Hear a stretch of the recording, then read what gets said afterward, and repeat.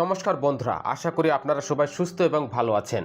Astral পাইপসের ব্যাপারে মানে Astral limited এটি হচ্ছে নাম, কিন্তু আমরা এটি দেখেছিলাম যে কালকের দিকেও একটি ডিটেল ভিডিও আমি কভার করেছিলাম যে অ্যাস্ট্রালের শেয়ারটি 10%-এর আশেপাশে নিচে পড়েছিল, তারপরে একটু রিকভারি হয়ে নেট 7-এর আশেপাশে ডাউনফল ছিল। আর কারণ কি ছিল যে নিজের একটি কেমিক্যাল বিজনেসটিকে এই জায়গায় তারা ডিমার্জ করছে। এই জিনিসটিকেও নিয়ে অ্যাস্ট্রাল লিমিটেড আর কি ক্লারিফিকেশান এই জায়গায় করবে ওইটি একটি দেখার বিষয়।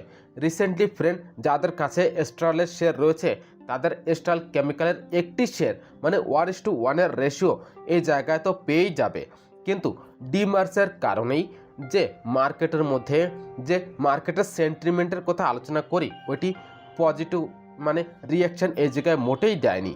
আর এই জিনিসটি দেখার একটি বিষয় যে অ্যাস্ট্রাল লিমিটেড এই জিনিসটিকে নিয়ে কি এক্স্যাক্টলি আরও কি ক্লারিফিকেশান তারা দেয়।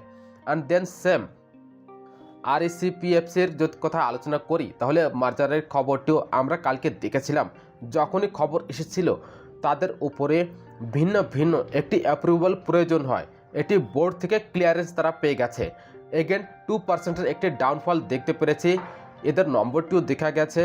10 মার্জারটিকে নিয়ে কি আপডেট বের হয়ে আসে আর এটি একটি দেখার বিষয়। আর সব থেকে ওয়ার্স্ট একটি পয়েন্ট এটি যে এরকম ধরনের যে প্রসেস থাকে মার্জার অ্যাকুইজিশন, এই সব কিছু লম্বা একটি প্রসেস থাকে, এক দেড় বছর এর মধ্যে কাটিত হয়ে যায়।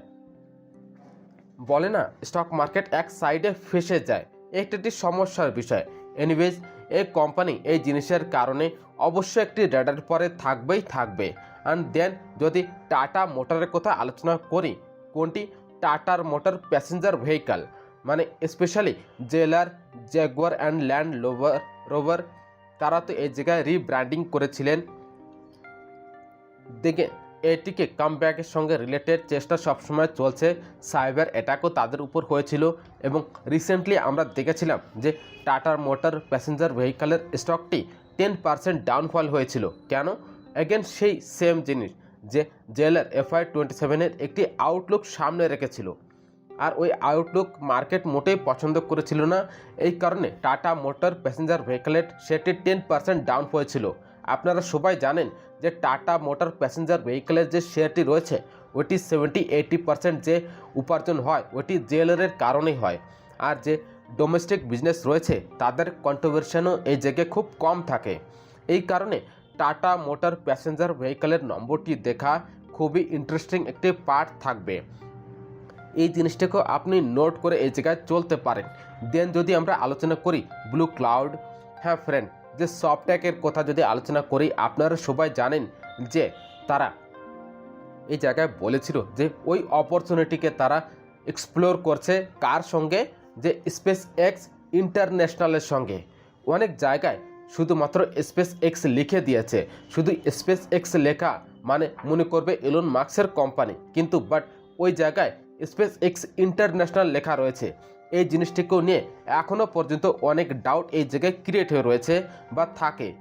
সো ফ্রেন্ড, অবশ্যই এই নম্বরটিও আমাদের দেখতে হবে, যে পড়তে হবে, এটিকেও আপনি নোট করে চলতে পারেন।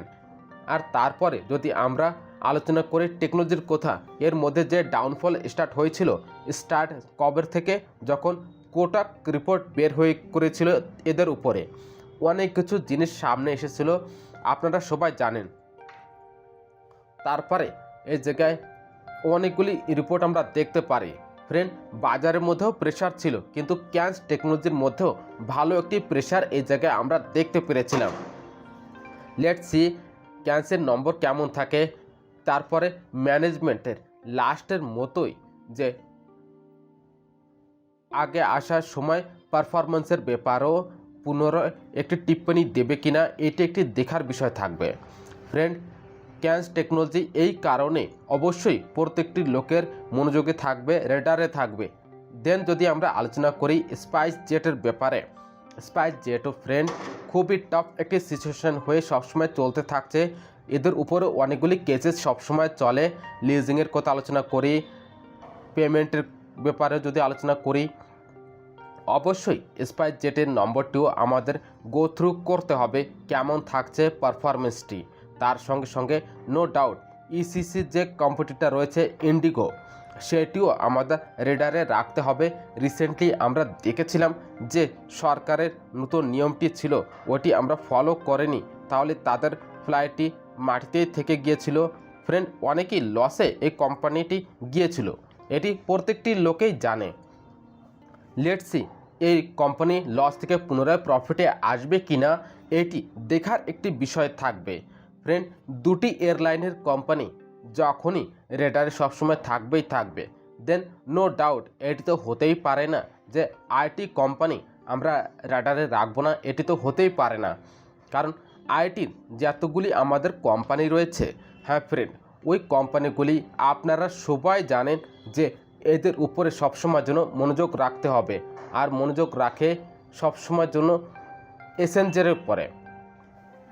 আর যে রিসেন্টলি যে নম্বরটি রেখেছিল আপনারা সবাই জানেন, তারা যে গাইডেন্স দিয়েছিল রেভিনিউ গ্রোথ গাইডেন্স, ওইটিকে তারা এই জায়গায় কাট করেছে। আর যখনই তারা রেভিনিউ গ্রোথ গাইডেন্স কাট করেছে, স্টক 18 থেকে 19% ক্র্যাশ হয়ে গিয়েছিল অ্যাচেন্সার, আর অ্যাচেন্সার ডাউন হয়েছিল। আর তার রিয়াকশনটি নেক্সট দিন 20 জুনে আমাদের আইটি ইন্ডাস্ট্রির মধ্যেও দেখা গিয়েছিল। কতগুলি কোম্পানি 10-12% ডাউনফল হয়েছিল। রিজন তো এটি ছিল যে অ্যাচেন্সার নিজের গাইডেন্সটি কাট করে দিয়েছে। ফ্রেন্ড, এই কারণে এই কোম্পানির অবস্থাটিও ফ্রেন্ড খুবই খারাপ তো হবেই হবে। আর এই জিনিসের কারণে মানে কিউরিওসিটি বেড়ে গিয়েছিল যে অ্যাচেন্সারের এই অবস্থাটি আমাদের আইটি কোম্পানিটি, হ্যাঁ ফ্রেন্ড, যে রেভিনিউ গাইডেন্সটিকে নিয়েও মানে গ্রোথটিকে নিয়ে কি কমেন্ট্রিটি দিয়ে দিয়েছে। ফ্রেন্ড, সিচুয়েশন তো আপনারা জানেন যে খুবই খারাপ রয়েছে। এআই সম্পূর্ণ এদের মার্কেটটি খেয়ে গেছে। ফ্রেন্ড, আমরা যদি বলি অনেক লোকেরা চিন্তা করে শুধু বলে দিলে যে 4-5% বলে দেবে একদম হায়ার লেভেলের পরে কি যায় আসে।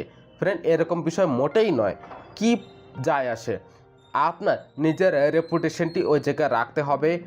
আপনি একবারের জন্য এই যদি এরকম ধরনের খারাপ কাজ করেন, ফর এক্সাম্পল এরকমটি যদি করে নেয়, তাহলে ফ্রেন্ড ওইটি মানে আপনি যদি বলেন যে এতগুলি পারফরমেন্স এই জায়গায় ভবিষ্যতে দেখা যাবে, তাহলে ওটি তো দেখাও যাওয়া উচিত, তাই না? আর যখন দেখা না যাবে তখন প্রশ্ন উঠবে এবং উত্তরটি দিতেও হবে।